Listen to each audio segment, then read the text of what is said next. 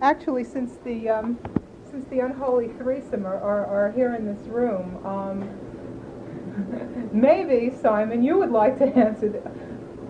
What? Tell me about coming back. Why are you back? Because we missed each other. Did you? Yeah. What had you been doing? Drinking a lot. Uh-huh. That's good. Robert, did you just call him up and say, come back, we need you? Well, I've been thinking about it for a long time, because I was going to ask Simon if he wanted to join before Phil did, to do the top, but I didn't think the time was right, because I still hadn't got back together for some serious drinking with him at that point.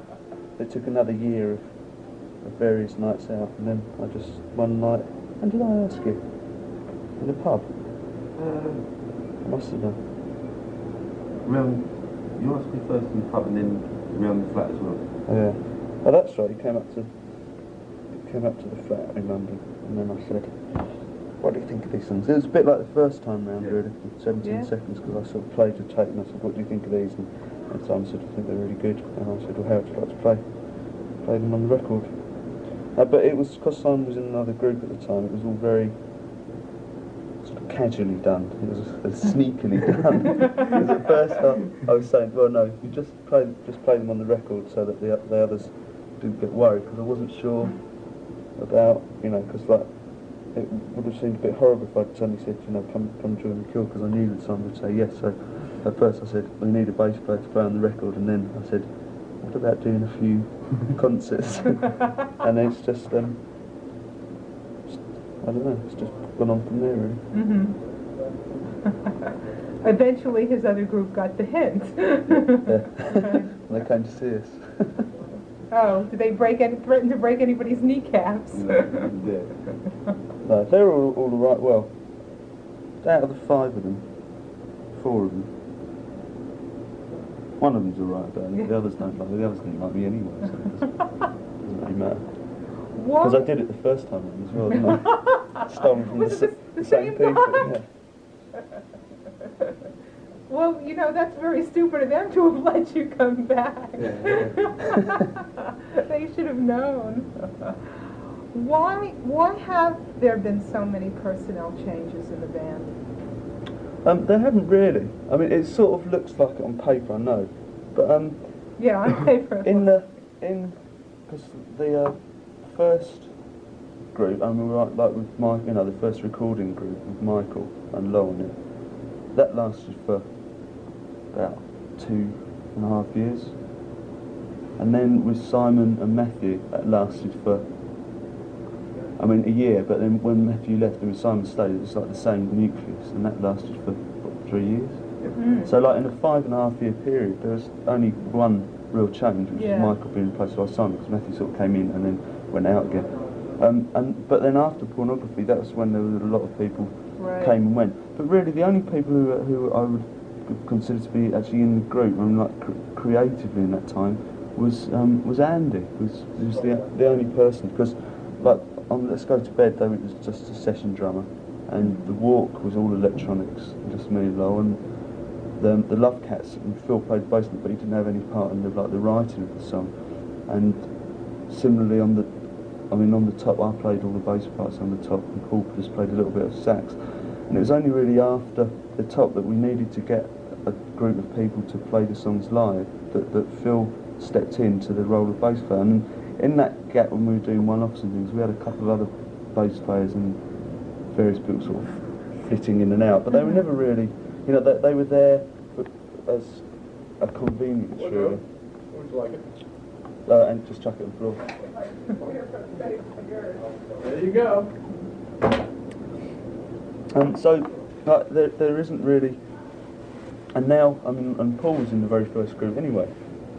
Before we started recording, he was on stage just when we very first went on stage. So you know him from? Oh yeah. Back when? He's been living with my little sister about 9. Pardon? He's been living with my sister about the past 9 years, Oh, and he's been God. going out with her. So I met Paul through. Well, Lowell was going out with Paul's sister, and this was like in 1975, and so that's how we met Paul, and Paul used to come along and play. And Paul went on stage first time we were on stage, so he's back as well, if you like. So I mean, the only newcomer really in the group is Boris, and he's been there for over a year now. So it's all very incestuous, isn't it? Everyone knows each other really well, which is good because it means you don't have to involve yourself in dumb small talk, and everyone understands what the other person means. Yeah. It helps, and it also means that everyone's in it.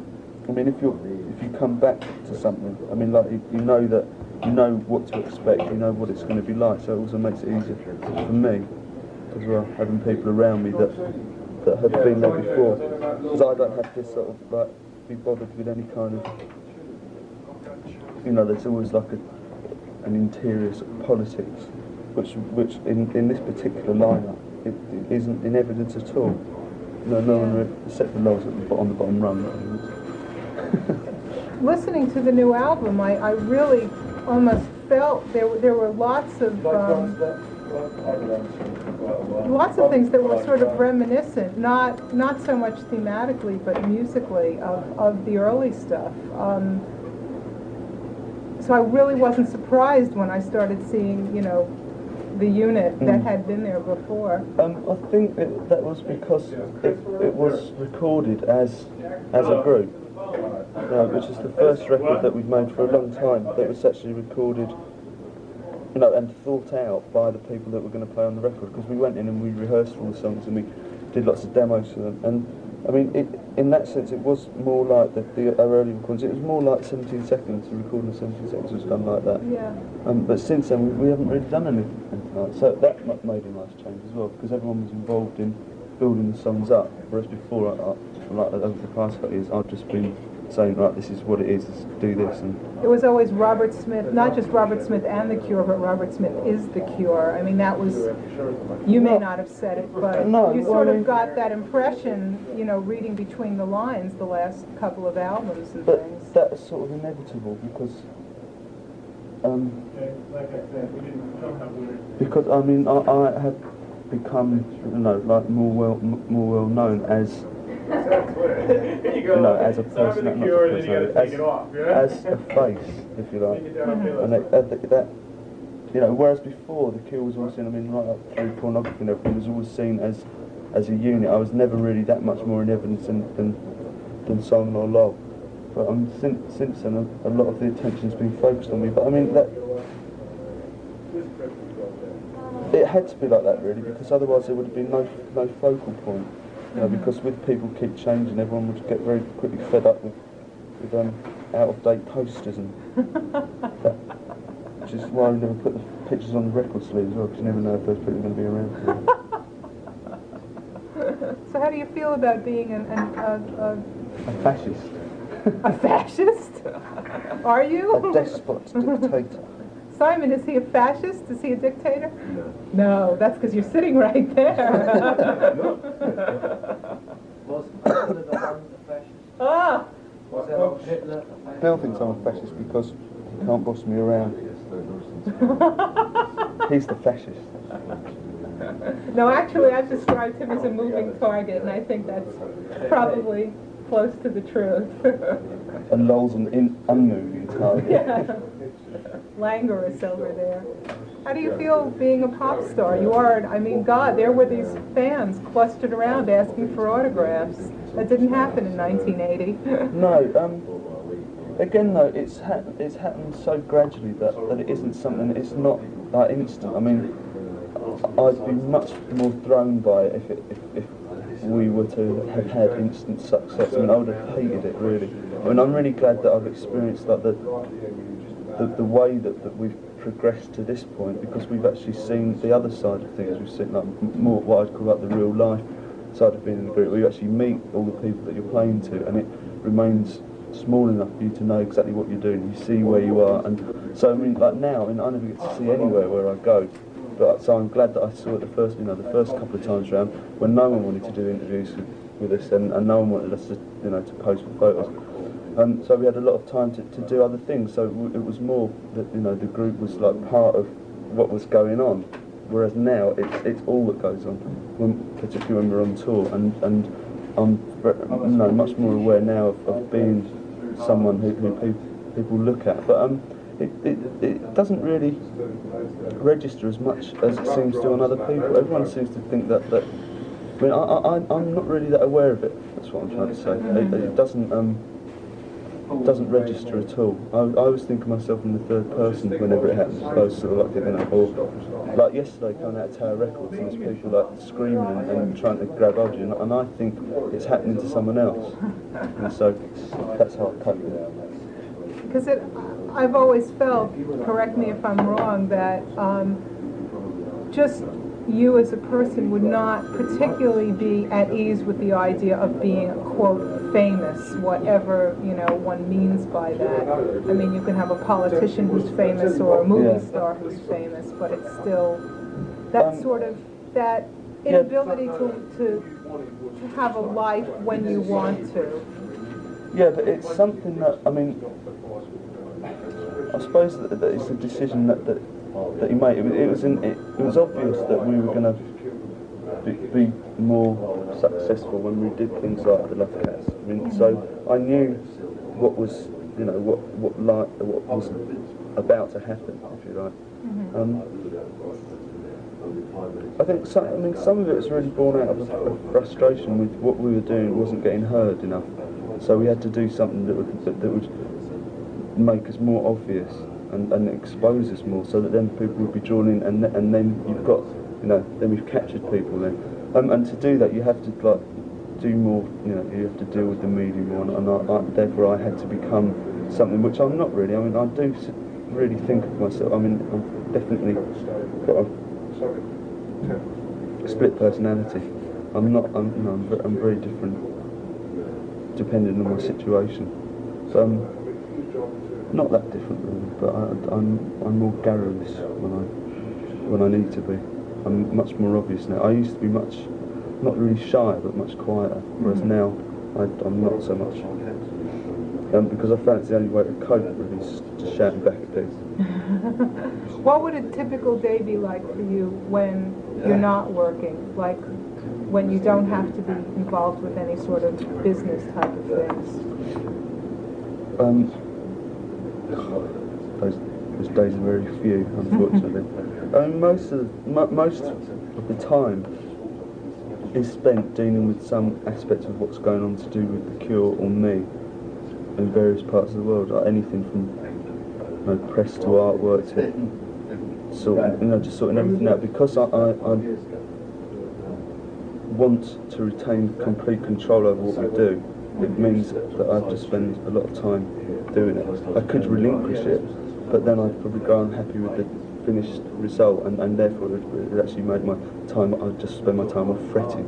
So I mean, a lot of the time I do spend involving myself in things that are to do with the group. When I don't, I just do nothing really. I just read or go shopping or go out for a walk. Just normal things. Normal things. Yeah. Things that everybody takes for granted until you don't have time to do them. I dress up in pretty lingerie. Things. Oh, we'll have that. That'll have to be our photo then. And you crimp your hair, or you don't crimp your hair. I never crimp my hair when I'm not doing this. It would actually probably destroy it. Yeah, it would fall out. You'll be wearing Cure wigs. Yours would all fall out if you combed the knots out. It's only been held in by the knot. There's about 4 attached pieces on your scalp, and the rest is just going to be lump. That's amazing. That's truly amazing. Your hair, Simon. He hasn't combed it since because when he left the group, he said, "Well, I'm not combing my hair ever again," and he hasn't. He was just waiting. He knew that it would work right when he reviewed it. Right. It's always been a popular notion that, judging from the lyrics in the songs, that you enjoy being miserable. I mean, this has been one of the most sort of widely touted notions in the press. Yeah, I don't really. I mean, I certainly don't see it in the way that I would perceive. It's frightening, isn't it? Someone like Morrissey's like, a professional bastard, really, or a professional moaner, anyway. Yeah. because I mean, in the past, work that has been probably more weighted towards sort of like a darker side, a bleaker side of life, like a more despairing side of life. But I mean, again, over the past couple of years, I think it's become much more balanced. It's much more of a mixture. It's much more varied. Like on the new record, there's songs like in between those, which I mean, lyrically, I suppose aren't really very happy. But I mean, I just can't write happy songs. But it doesn't mean I'm not happy, because I am a lot of the time. I spend far more time just smiling than I do crying. Mm-hmm. But I just think that to live with something, I mean, I suppose I'm just not very frivolous by nature, and I'd find it very difficult to perform or to live out this particular myth if I was having to deal with songs about animal. I was going to say performing animals. We do these songs about performing animals. You know, like happy songs. I couldn't really do it because that would then make me feel miserable. Actually, getting it all out is like therapy, really, and which means that I spend most of the rest of the day happy. I mean, on stage, if we do a song like Cold, I usually get miserable then for those few minutes. I get sort of involved in it, and I remember how I felt when I wrote it, and similarly with Sinking as well. But then we can do like Let's Go to Bed on stage, or The Walk, and that picks you up. So I mean, it is much more balanced now. But I mean, when we were dealing with sort of more despairing material, like everyone probably felt like that more, or felt the need to express that more. But I mean, once you've committed it to vinyl, you've got to live with it forever. So I suppose, I don't moan anyway. I never moan in interviews, so I don't see how people. I smile in photographs occasionally. I think it just sort of lingers. I think it's an impression that lingers probably from a few years ago.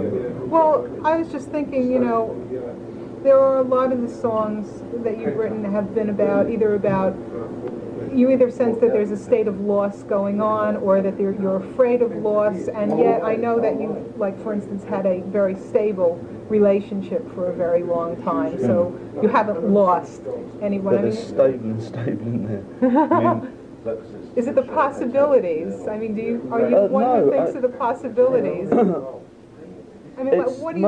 Most of it just stems out of the very basic, I don't know how can I put it, an awareness of oblivion. Because I don't have any faith, and I don't have any notion of an afterlife, it renders everything really pointless a lot of the time. And if I allow myself to become too aware of that, then I get really unhappy. So a lot of the time I spend like controlling it, but when something happens and it will trigger something inside me, and then it all sort of just goes horribly wrong. But it's born out of just like an innate despair. It sounds really pompous, isn't it? But I mean, it's just there, and it always has been, and it always will be until I die, and then I'll just stop, and it'll be fine. Unless they really do prove that ghosts exist, which will imply by its nature that there is an afterlife, and then you'll think, I was wrong all along. I'll make a really happy record if they do. Your comeback, the ultimate comeback. Happy ghosts.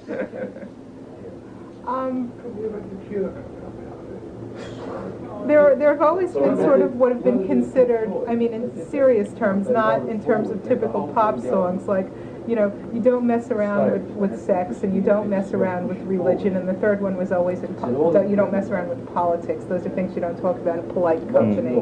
Now, The Cure, you don't really, politics are not a tremendous concern, but there is a certain great frankness in dealing with sexual things and religious things in your songs. The only reason that there's no politics involved in our stuff is because it's one area that I would feel uncomfortable for two reasons. One is that I'm aware. Well, no, the most obvious one is that not everyone in the group agrees with me politically. That's the most important one, I suppose, because I wouldn't feel that I should ask someone to back me up on something as important as an issue as politics. Because it is seen for some reason that the group endorses a certain political sense, and if the people involved don't all think the same, it wouldn't be very fair of me to oblige them to make the choice between staying in the group or making the record. But apart from that, is that I'm very aware that people, that some very impressionable people listen to The Cure, and I don't think that I know enough to start. I mean, the more obvious things, if I credit the audience with as much intelligence as I credit myself, then there's no need for me to state the obvious. But I mean, as an individual, in my private life, I'm active politically. But I mean, I don't bother talking about it because it actually demeans, because people might see The Cure now as a more frivolous sort of group than we have been in the past, and if we suddenly started mouthing off about politics, I've never seen anyone accomplish it with any dignity, and it always actually takes away from the subject matter. You think, oh God, if they think like that, and they're a bunch of geeks, and then they can't be right. But I mean, I'm Greenpeace and things like that. I mean, my politics they're very sort of, I don't really know, humanitarian, I suppose. I get very frustrated, but I realise that there's nothing that we can do as a group that would alter anything at all. So I just join in with political bodies rather than try and use the group as a mouthpiece. And that's why we've never ever done political benefits. I mean, and we never would. But would you agree that a great many of your songs do deal with either sexual matters as opposed to romantic matters, and with religion, not necessarily organized religion, but maybe questions of faith or lack of it? Yeah. I wouldn't say a lot of our songs deal with sex, but a good few of them do, yeah. I'm obsessed. Pardon? I'm obsessed. You are. I'm intrigued. I was going to say, intrigued is a much better word because it's weird. I mean, it dominates so many people's lives and relationships here, and it's like such a taboo sort of thing, the idea of monogamy. I don't know. I shouldn't say too much about it. You could have some more problems. You don't need any more problems. But when you write a lot of the songs that deal with those matters, they aren't obvious. I don't know that the whole audience would pick up on it. They might think they're just catchy little songs or whatever. Yeah, it's the other funny thing about songs is that a lot of them are about people. I mean, there's a lot of secrets in my life, hundreds of them, and there's a lot of people that the songs are actually about and they don't know, and it's really bizarre that it's like I've only ever met two people that realise that a Cure song's about them in the whole time we've been doing it, and there must be at least 20 people, and I meet them, from time to time, but no one ever realise. I suppose because I portray them in a very vicious way and they don't see themselves. Nobody ever wants to look at themselves that way. No. That was when that infamous Truman Capote book that was never finished, what was it called, Answered Prayers. It was this thing where he was sort of writing in veiled terms about these numerous members of society, and everyone was sort of bitching about, well, it's about that one. Yeah. No, it's about that one, and nobody wanted to admit it was about them. Jackie Collins is the new Truman Capote. Well, the people who knew that the songs were about them, your songs, were they pissed off or what? Or were they flattered? One was flattered and one was angry.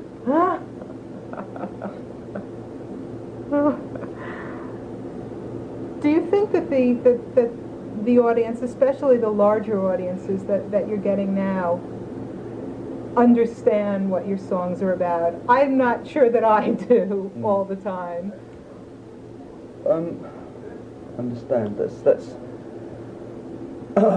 a sort of a dangerous area, that, because it's like crediting or giving the song more credit for one reason than another, like saying that, for example, Figurehead is a better song than the Love Cats because it has more emotional content in it. I mean, I'd think that was true in a certain way, but on the other hand, if someone likes the Love Cats more than Figurehead because it's a better tune, then I can't really, I would feel difficult to reconcile. I wouldn't be able to say to them, but you're wrong, because it's a good tune, but it's not quite the same. It's like one of those things. It's like arguing about which is a better painting. Like one one green line on a white background, or a whole landscape that's been painstakingly painted. So I don't know. I mean, the audience now, because I suppose because of our longevity and because of the varying styles that we've been involved in, the audience is mixed. I mean, some people, when we came here last year, thought that that Let's Go to Bed was our first record, and really surprised that we'd actually made other records. And similarly, like in Japan, I mean, when we went there, like, everyone thought The Top was our first album. And I kept getting asked, "Is this your first album? Have you made any other records?" And I was thinking, but then I thought, well, it doesn't really matter because they're there. I mean, whatever we do now doesn't invalidate anything we've done before. Which, I mean, some people originally thought that us doing Let's Go to Bed was like total sacrilege, and they would burn their copies of Faith because we'd done something that dumb. But it was a different time. I mean, all the things that we did then, and it meant a lot to a lot of people. I mean, it meant a lot to a few people comparatively. Whereas now we probably mean not as much to more people. But it's difficult because I mean I'd like some of the popsters. I think it's refreshing to play to an audience that's a bit more abandoned, But having said that, we experienced like 2 or 3 years of playing to like probably the most intense audiences that imaginable, really, around the world. People who just sit there and want salvation some of the time. So it's not. I mean, I wouldn't change anything that we've done. It's nice to have experienced it, but I would be very frustrated and get very fed up if we were playing to the same audience now. If we were just all growing old together and getting maudlin, it would be like vaudeville. What do you think is the best thing about the Cure's growth and development from the beginning to now? That it's been slow. Yeah. That's the best thing. What musically?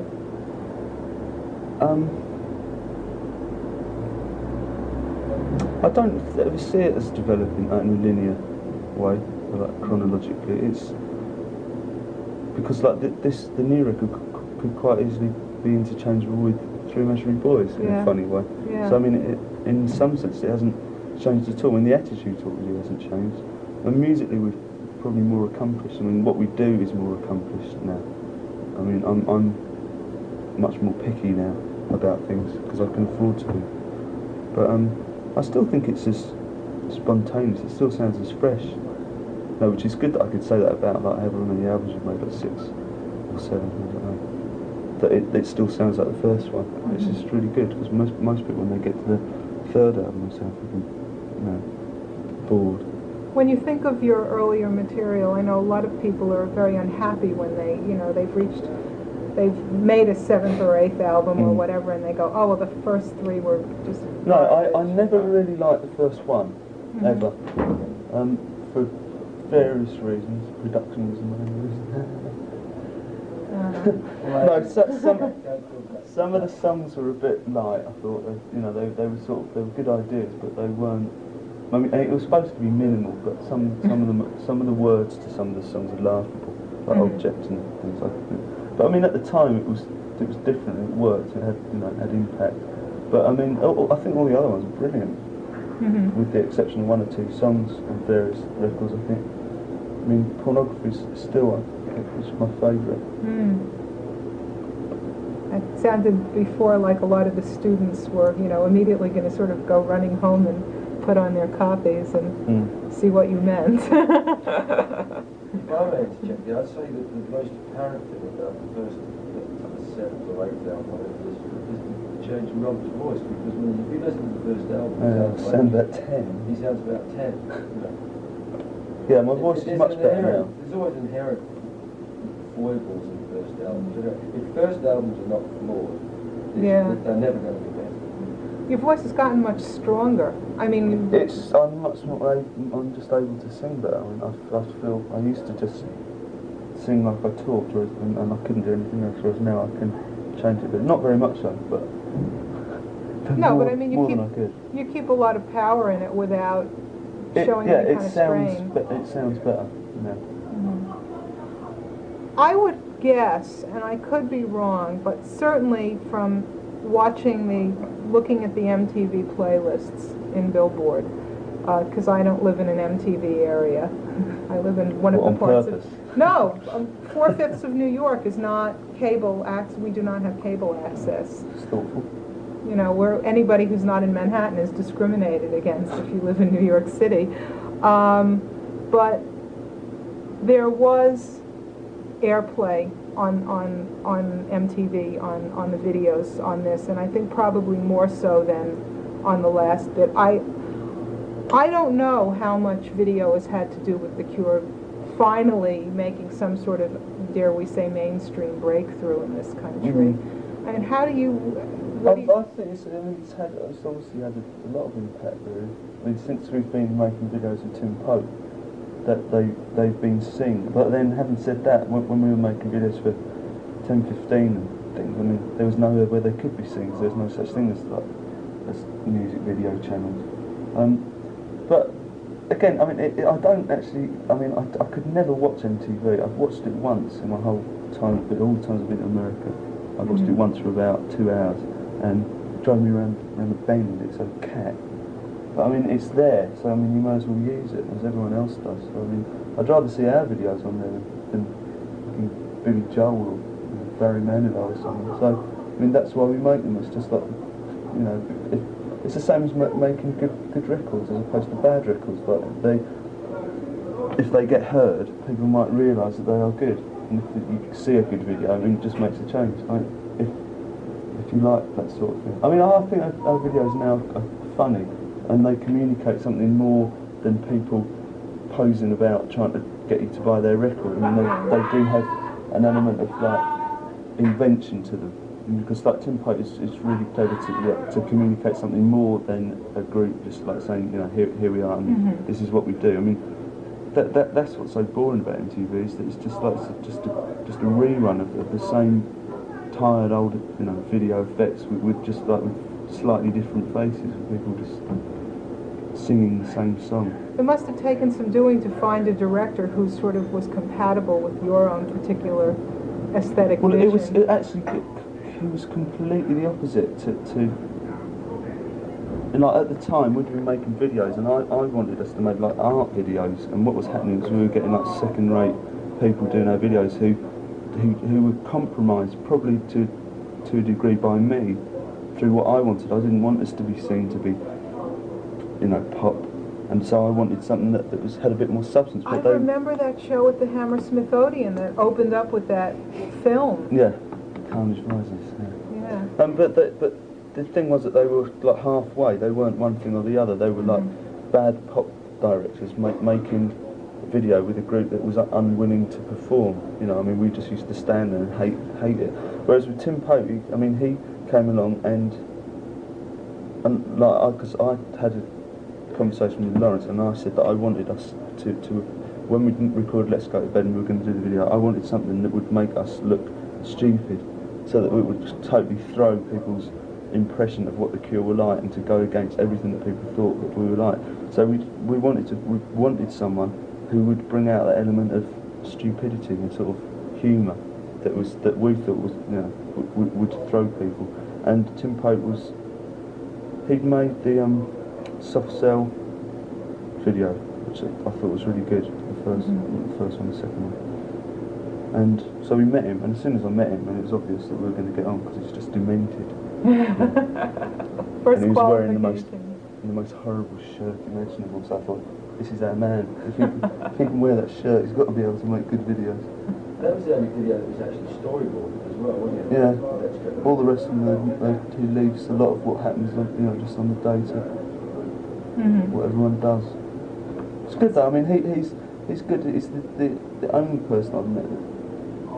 I haven't met many, I suppose, but he's the only person that actually enjoys what he seems to enjoy what he does. You know, he doesn't do it because he's a video director. He does it because he wants to try and do something different. I mean, he could make, you know, probably far more videos with lots more money as he builds up his reputation. But I think he'll probably stop rather than do that.